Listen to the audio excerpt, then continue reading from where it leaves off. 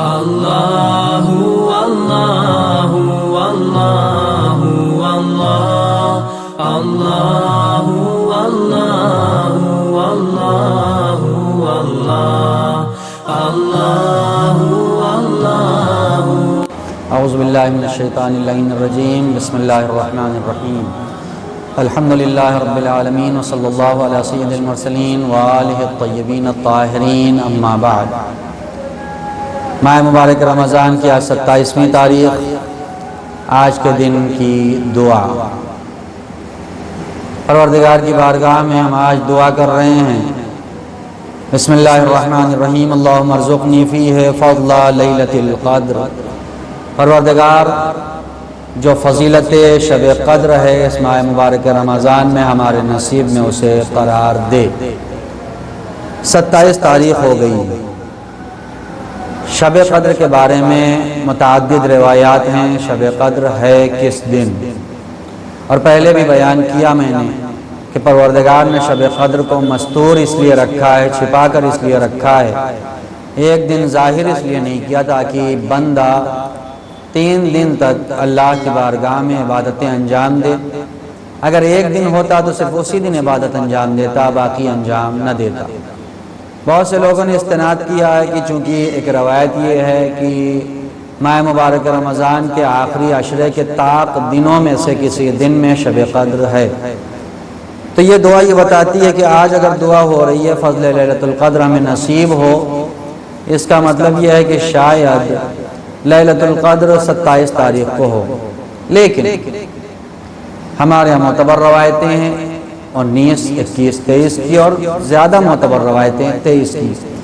لیلۃ القدر کی ایک تفسیر ذات شہزادی کونین جناب فاطمہ زہرا سلام اللہ علیہا بھی ہے، اور اسی لیے غالباً یہ دعا یہی کہنا چاہتی، پروردگار ہمیں شہزادی کونین کا چاہنے والا اور محب قرار دے، پروردگار ہمیں فاطمہ کے محبین میں سے قرار دے، پروردگار جو فضل و کرم تو نے اہل بیت پہ کیا ہے محبین کے عنوان سے، وہ فضل و کرم ہمارے اوپر بھی کر دے۔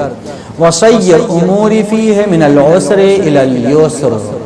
دوسری دعا یہ ہے، پروردگار ہمارے تمام کاموں کو پریشانی سے آسانی کی طرف موڑ دے، اس لیے کہ انسان اپنے اعتبار سے جتنا اسے سمجھ ہوتی ہے اس اعتبار سے اس فیلڈ میں قدم رکھتا ہے، اسے معلوم ہے اس بزنس میں فائدہ ہوگا، اس بزنس میں پروفٹ ہوگا، یہ کر لیا جائے، اس میں پروفٹ ہوگا، یہ کر لیا جائے، ادھر چلے جائیں ادھر چلے جائیں، اپنے اعتبار سے ہر جگہ وہ قدم رکھتا ہے، اسے معلوم نہیں ہے کہ کون سا کامیاب ہوگا کون سا ناکام ہوگا۔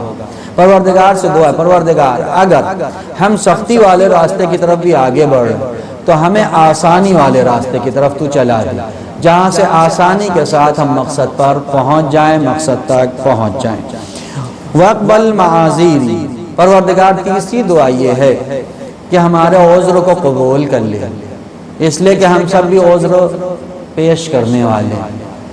بہت سے ہمارے میں ایسے لوگ ہیں جو روزہ نہیں رکھتے، ہم بیمار ہیں، ہم مریض ہیں، ہمارا بدن اس قابل نہیں، اور میں نے کہا تھا پہلے بھی غالباً کسی مجلس میں کہا تھا کہ دنیا کے باس کی خدمت میں جا کر میڈیکل فیک بنا کے پیش کر دینا اور چھٹی لے لینا بہت آسان ہے، لیکن ماہ مبارک رمضان میں ہم کس کی بارگاہ میں میڈیکل پیش کر رہے ہیں؟ جو ہمارے جسم کو جانتا ہے، تمہارا جسم اس قابل تھا یا اس قابل نہیں تھا کہ روزہ رکھو یا نہ رکھو، وہ بہتر جانتا ہے۔ ہم وہاں پہنچ کے یہ نہیں ہو سکتا ہم کہتے ہیں اللہ ہماری طبیعت صحیح نہیں تھی، پروردگار کہے گا باقی سارے کاموں کے لیے طبیعت صحیح تھی، آفس جانا تھا، دیگر کام تھے، سب کے لیے ٹھیک تھے، صرف اسی کے لیے تم کمزوری محسوس کر رہے تھے۔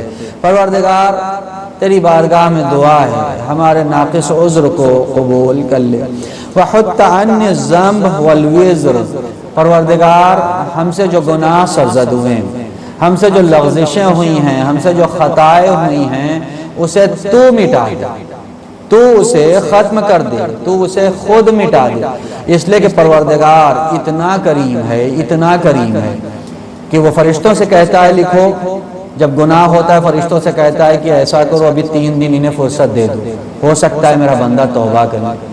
اگر گناہ کر بھی لیتا ہے، 3 دن گزر بھی جاتے ہیں، فرشتے لکھ دیتے ہیں، اس کے بعد اللہ جب مٹانے کی باری آتا ہے وہ اتنا کریم ہے کہ فرشتوں سے بھی نہیں کہتا، پروردگار خود ہی نام اعمال سے مٹا دیتا ہے۔ وہی دعا ہے، پروردگار ہمارے گناہوں کو، ہمارے وزر کو مٹا دے۔ یا رؤوفا بعبادہ الصالحین، اے اپنے صالح بندوں پر کرم اور رحم کرنے والے پروردگار ہم پر بھی رحمت نازل فرما۔ والسلام علیکم ورحمۃ اللہ وبرکاتہ۔